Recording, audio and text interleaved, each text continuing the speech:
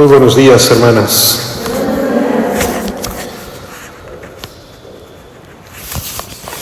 Llegamos a la última semana de la Pascua, que empezamos precisamente con el misterio de la ascensión del Señor y terminaremos con Pentecostés.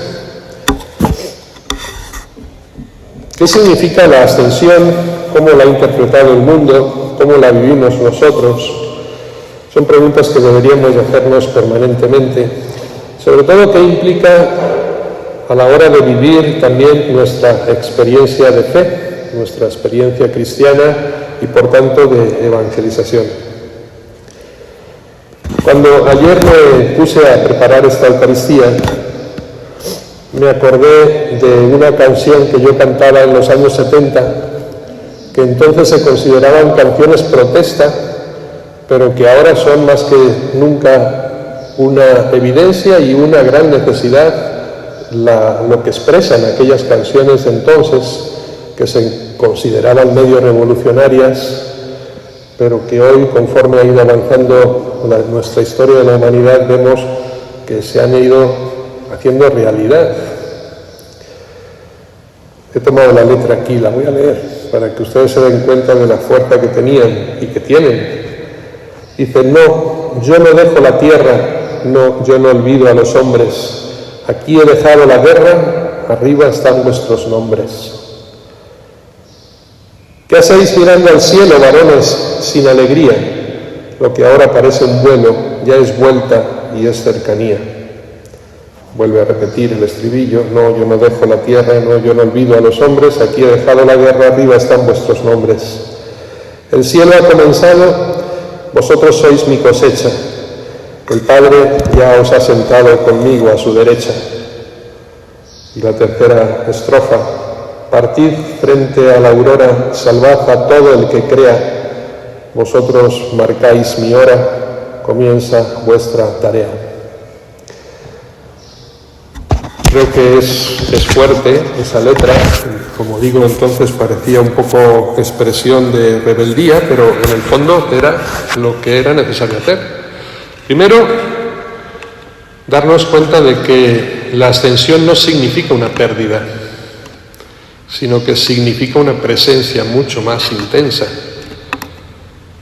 La ascensión, en el fondo, viene a ser la plenitud de la encarnación. Es decir, con la encarnación Jesucristo se hace presente en el cuerpo de una persona, se encarna. Pero es que con la ascensión queda presente en toda la humanidad, se hace presente en la vida de cada hombre, en cualquier circunstancia. Por eso es un sentido de plenitud, de una mayor cercanía y de una presencia permanente de Dios en medio de nosotros. Había otra canción que sonaba incluso más rebelde todavía, que decía: baja a Dios de las nubes, llévalo a la fábrica donde trabajas, saca a Dios de los templos, llévalo a las plazas del pueblo, sácalo a la calle.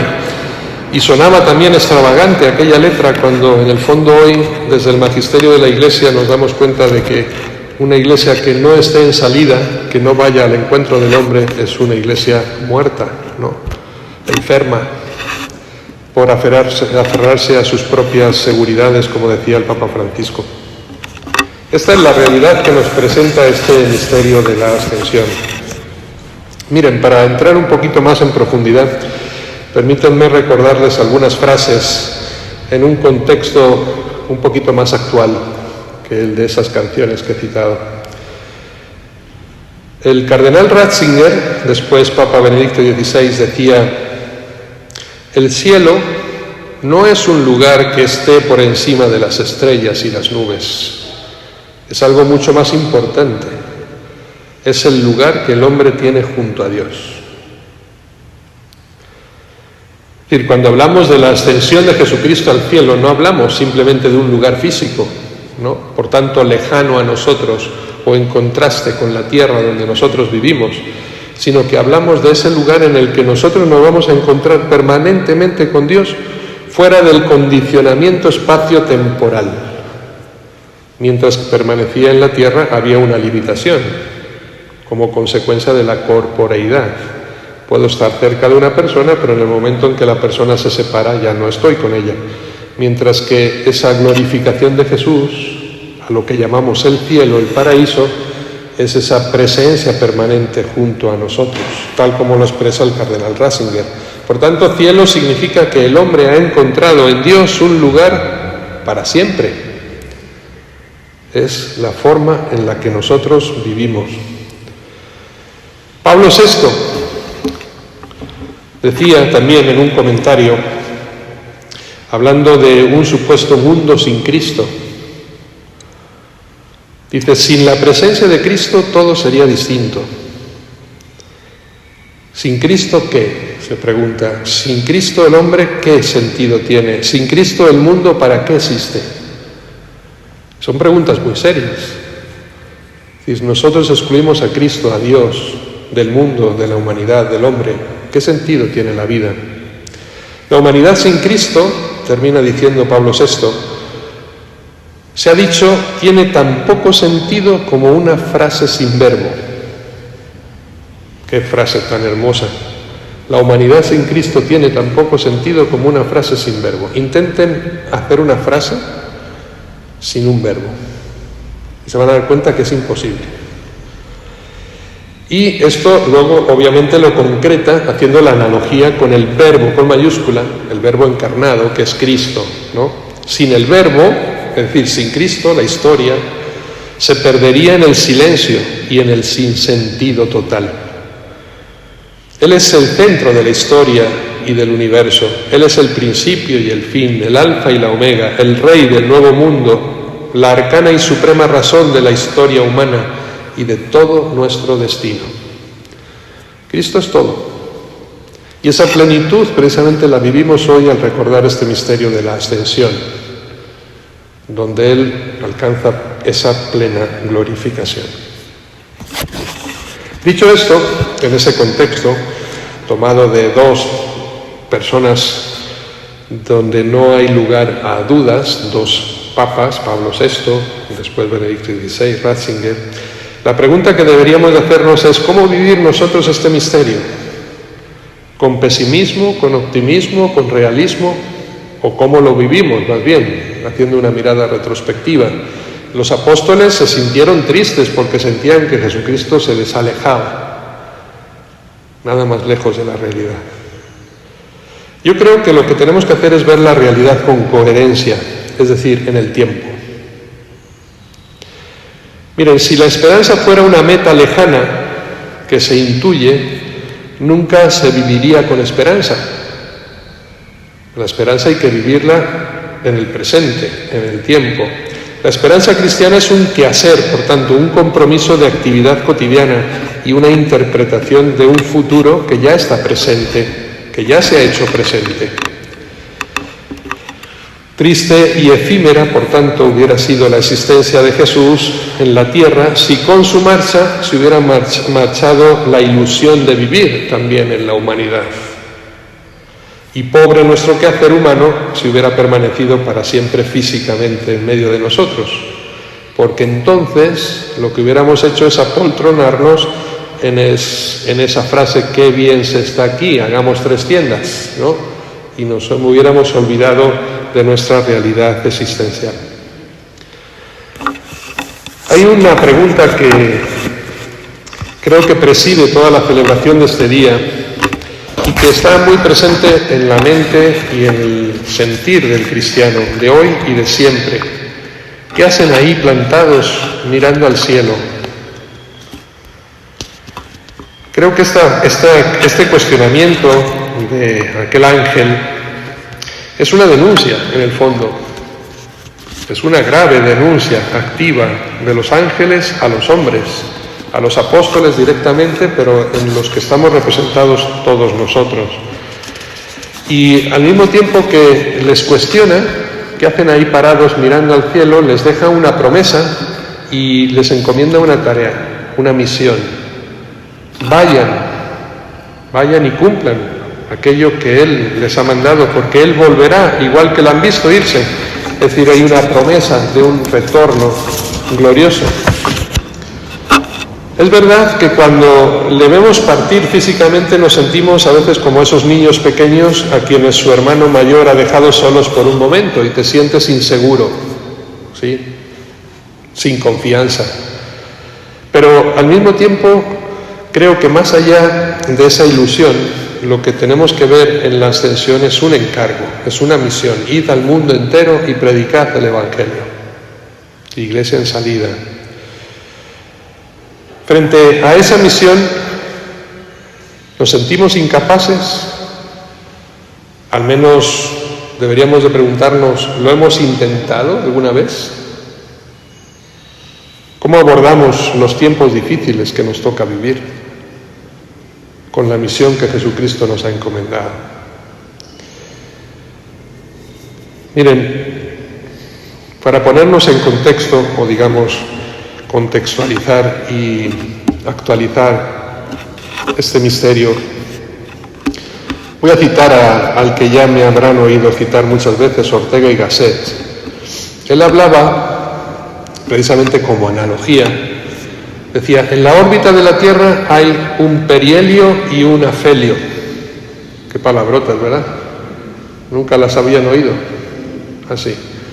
Es la elipse que hace la Tierra en torno al Sol, de tal manera que en algún momento está muy cerca del Sol y en otro momento está muy lejos del Sol. Y eso es una rotación permanente. Y la interpretación es esta, decía Ortega y Gasset.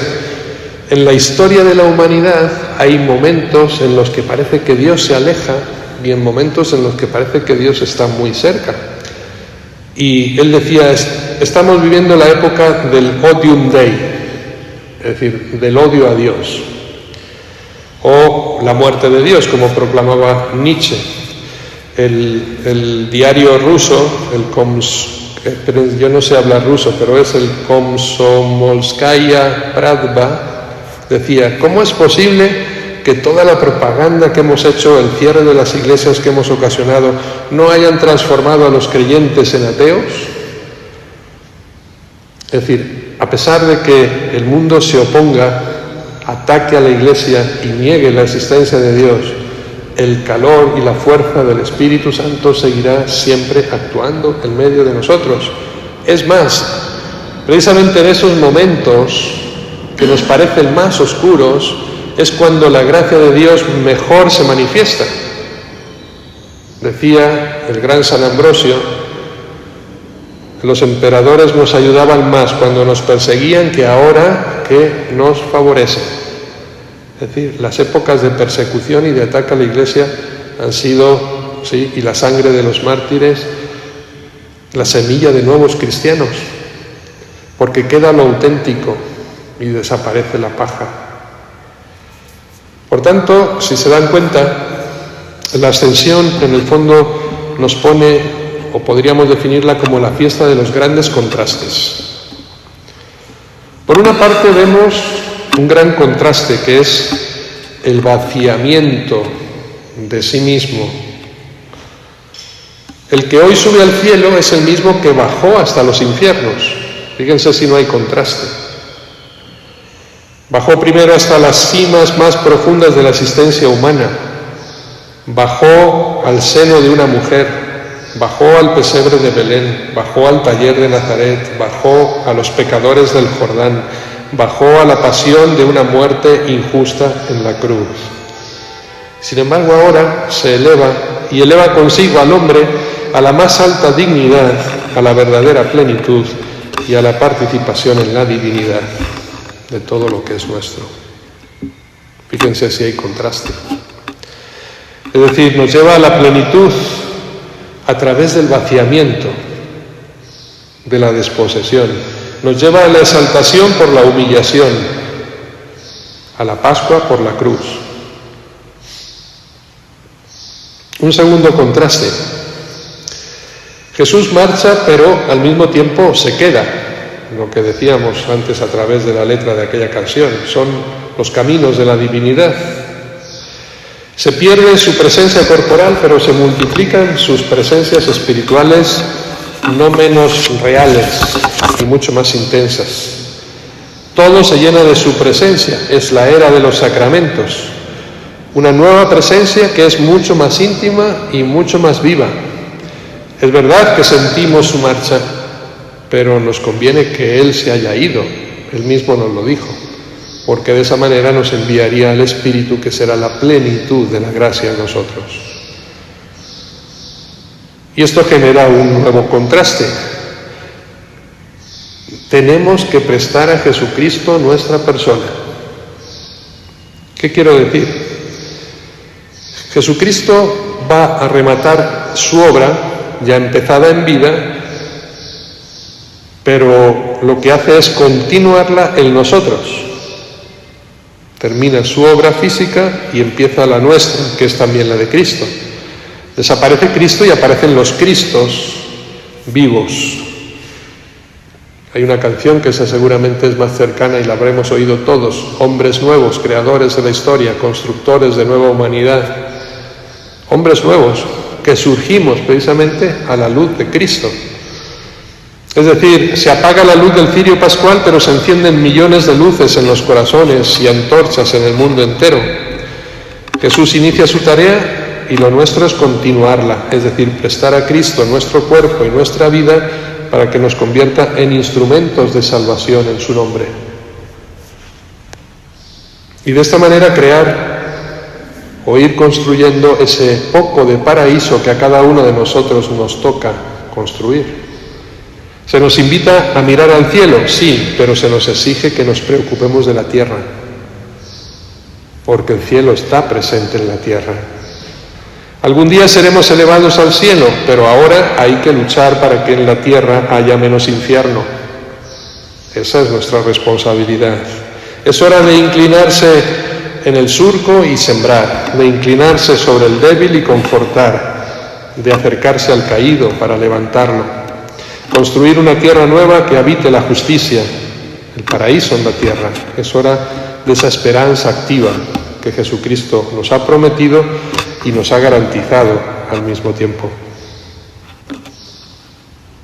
Leemos también en el Evangelio que Jesús nos dice: yo estaré con ustedes todos los días hasta el fin del mundo.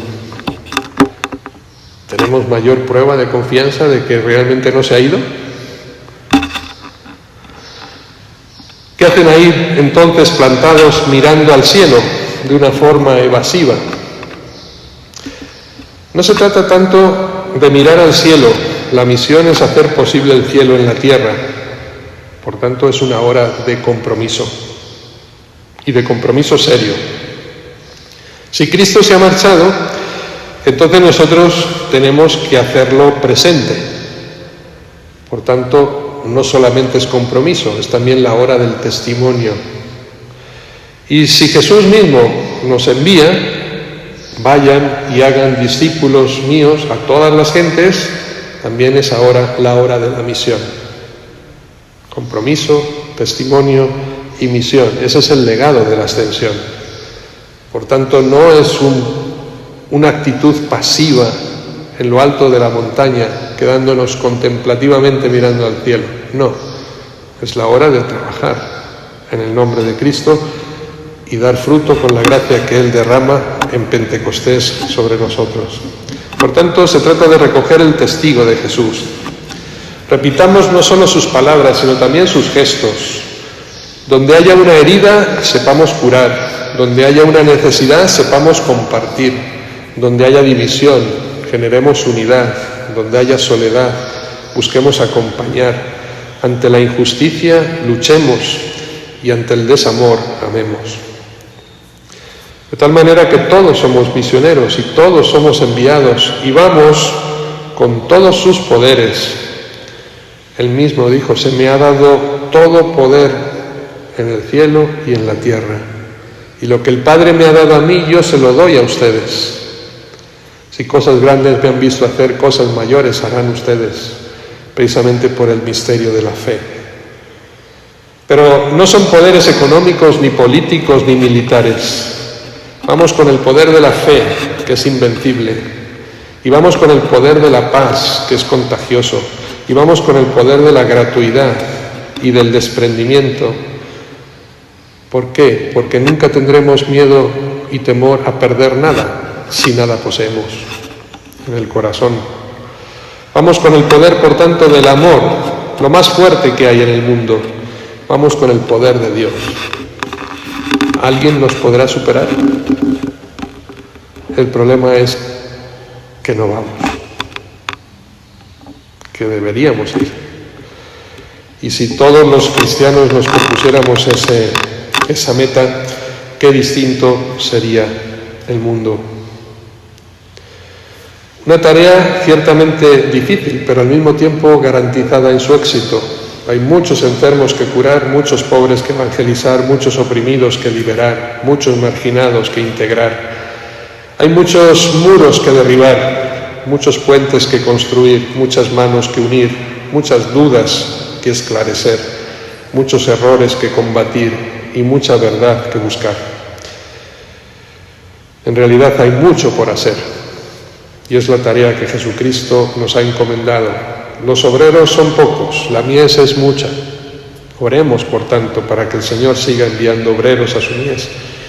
Pero hoy es el día de su despedida y nos envía a nosotros y Él volverá para consumarlo todo en todos. Es hora, queridas hermanas, queridos hermanos todos, perdón por la analogía, de quemar nuestras naves. Digo lo de la analogía por Hernán Cortés, ¿no? Interpretado positivamente o negativamente, dependiendo de quién vea la historia. Pero quemar las naves significa no mirar atrás, ¿no? Y ver siempre la vida por delante y el éxito garantizado que Dios nos ha prometido. Termino simplemente con una oración, se podría decir, con una oración de felicitación a Jesús por lo que ha hecho. En nuestro nombre, felicitación a todos aquellos que reciban hoy el relevo y quieran seguir haciendo la obra de Dios en el mundo. Enhorabuena, Señor, por tu triunfo. Has ascendido y eres lo más alto que existe. Has batido el récord absoluto de amor a la humanidad. También a mí me gusta el triunfo, el hacer carrera, el éxito, pero soy muy diferente a ti. Cuando yo gano, otros pierden. Cuando ganas tú, ganamos todos. Lo mío suele ser un éxito frente a otros hombres, lo tuyo es la victoria para todos los hombres. Enséñanos, por tanto, Señor, a no subir a costa de los demás. Enséñanos a poner nuestra vida al servicio de todos. Que así sea.